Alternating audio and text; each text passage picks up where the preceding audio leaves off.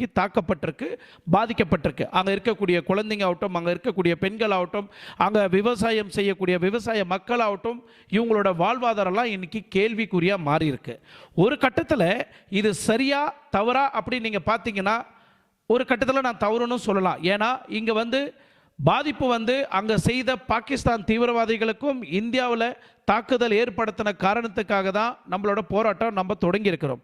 ஆனால் காலங்காலமாக போராட்டம் நடக்கும் போதெல்லாம் இந்த சிந்து நதி நீரை தடை செய்யாத நம்ம இந்திய அரசாங்கம் இன்னைக்கு இந்த தண்ணியை நிறுத்தினதுக்கு காரணம் என்னன்னா, அங்கே பாதிப்பு ஏற்பட்டால் அங்கே இருக்கக்கூடிய மக்களெல்லாம் ஒன்று கூடி பாகிஸ்தான் அரசாங்கத்துக்கிட்ட ஒரு விண்ணப்பத்தை வைக்கலாம். இந்த மாதிரி தாக்குதல் ஈடுபடுத்தாதீங்க, இந்த மாதிரி இந்தியா கூட நீங்கள் போர் போவாதீங்க, இந்தியாவில் இருக்கிறவங்களை யாரையும் தாக்குதல் செய்யாதீங்க தயவு செய்து, இல்லைன்னா எங்களோட வாழ்வாதாரம்லாம் பாதிக்கும் அப்படின்னு ஒரு கண்ணோட்டத்தில் இந்த நீரை நிறுத்தப்பட்டது. பட் நீங்கள்